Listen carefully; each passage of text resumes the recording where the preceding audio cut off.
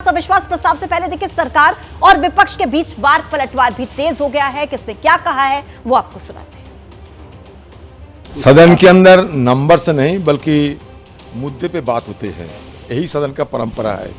ये सारे परंपरा को टालते हुए कहते हैं कि नंबर्स है, वही तो दिखा रहे हैं हर वक्त। ये बहुमत की बाहुबली की प्रदर्शन हर वक्त होते हैं, तो ये हर चीज पे बहुमत की बाहुबली दिखाना ही इनका फर्ज बनते हैं। लेकिन सदन नंबर्स के नहीं, सदन मुद्दे पे होते हैं। जवाहरलाल नेहरू जब सदन में प्रधानमंत्री रहते थे तो वाजपेयी जी की कितने नंबर्स थी, लेकिन वाजपेयी जी की वे सारे जो मुद्दे पे जब चर्चा समादृत होते हैं, क्योंकि सदन की मतलब ये होते हैं कि हम मुद्दे पे चर्चा करें, नंबर पे नहीं। ये नंबर की घमंडी आज नहीं तो कल इनको टूटेगा। जो नो कॉन्फिडेंस मोशन लाए, कम से कम चर्चा तो होगी, कम से कम हमें अवसर मिलेगा कि हम बता सके देश को कि 9 वर्षों में मोदी जी के नेतृत्व में देश कैसे आगे बढ़ा है। और आज जब ये नो कॉन्फिडेंस मोशन शुरू होगा तो वैसे ही हमें अवसर मिलेगा देश के सामने अपनी बातें रखने का और देश की जनता को जानने का, और एक बार फिर कहने का कि अगली बार फिर मोदी जी ही आएंगे। तीसरी बार जब आएंगे तो दुनिया की तीसरी सबसे बड़ी अर्थव्यवस्था भी बनाएंगे। जफर इस्लाम साहब, विपक्ष तो खुद ये मान रहा है कि भाई हमारे पास नंबर नहीं है, लेकिन बात है मुद्दों की, और अब जब बात मुद्दों की होगी तो फिर सरकार को जवाब देना होगा। और सरकार के खिलाफ ये कोई पहला विश्वास प्रस्ताव तो है नहीं, दूसरी बार आ रहा है। तो आपको क्या लगता है कि अवसर सरकार के लिए है, बोलने का मौका मिलेगा, या अवसर विपक्ष के लिए? देखिए, मैंने पहले ही कहा कि विपक्ष को यह अवसर पहले से था। हम तो बार बार चाहते थे इस पर चर्चा हो, लेकिन वो नहीं चाहते थे। पता नहीं कौन कह रहा था, मैं देख नहीं पा रहा हूँ कि मुझे रूल और रेगुलेशन नहीं मालूम है या नहीं बताना चाहते। मैं तो कह रहा हूँ कि रूल 62, 67 और रूल 176 पे बीच में वो खिलवाड़ कर रहा था विपक्ष।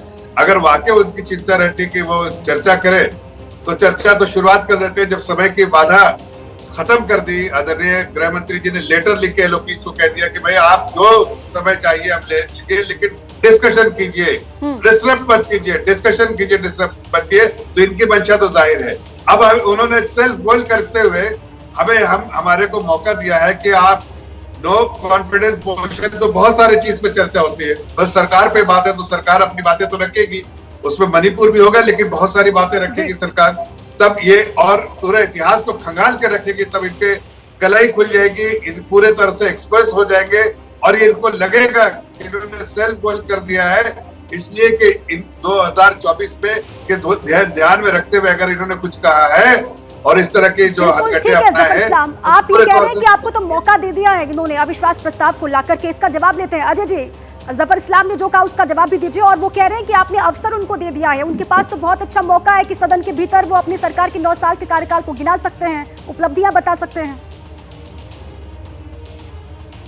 हाँ, ये जरूर है, 9 साल की उपलब्धियां दिखाएंगे। महिलाओं के ऊपर जिस तरह से अत्याचार हो रहा है इसको भी ये जरूर देश में पहुंचाएंगे। मणिपुर से मेवात तक जो घटनाएं हुई हैं इस पर भी जरूर चर्चाएं करेंगे, ये जरूर करें। लेकिन हम लोगों का क्लियर है कि जो मुद्दा है, मणिपुर में 160 लोगों की जान गई है, लगभग 3 महीने से वहां लोग जो है परेशान हैं। जिस तरह से गृह युद्ध की हालत है, जिस तरह राइफलें लूटी जा रही है, महिलाओं के वस्त्र चीरहरण किए जा रहे हैं, इन सारे मुद्दों पर सरकार आकर के जवाब दे। और जवाबदेही का प्रश्न है, ये प्रतीकात्मक एक विरोध का प्रश्न है, ये नंबर का प्रश्न नहीं है। बहुमत की तानाशाही में ये लोग भरोसा करते हैं, हम लोकतंत्र में भरोसा करते हैं। लोकतांत्रिक मर्यादा कहती है कि जो भी संसद में बात होगी उस पर सरकार जो है आगे आकर के काम करेगी। प्रधानमंत्री जी से पूछिए 15 दिनों में क्या, ठीक है, बहुमत की बात होगी और लोकसभा में अविश्वास प्रस्ताव पारित होगा या नहीं होगा, वो बात का प्रश्न है। 15 दिन तो हो गए ना। इस बीच में प्रधानमंत्री जी ने कितने भाषण दिए होंगे देश में? क्या कहीं भी मणिपुर पर कोई चर्चा की उन्होंने? अजय उपाध्याय जी, ये इंतजार रहेगा जनता को भी कि आखिर सदन में क्या होता है, कितनी ज्यादा गंभीरता के साथ विपक्ष अपनी बात रखता है, सरकार अपनी बात रखती है, सबकी नजर रहेगी इस पर। आप सभी मेहमानों का बहुत बहुत शुक्रिया हमारे साथ इस खास चर्चा में जुड़ने के लिए। पत्रकारिता कोई इमोशन नहीं है, ना अपना कोई ज्ञान देना है और ना कोई विचार थोपना है। पत्रकारिता क्या है? पत्रकारिता का मतलब है सही जानकारी इकट्ठा करना और तथ्य बताना। पत्रकारिता आज जितने महत्वपूर्ण दौर में है शायद पहले नहीं थी। इस दौर से निकलने के लिए सिर्फ सच दिखाने की जरूरत है, वो सच जो आपके हित को आगे रखे। इसलिए अब रात 9 बजे प्राइम टाइम नहीं होगा, ये आपका टाइम है। जगविंदर पटियाल के साथ देखिए पब्लिक इंटरेस्ट 17 जुलाई से सोमवार से शुक्रवार रात 9 बजे सिर्फ एबीपी न्यूज पर।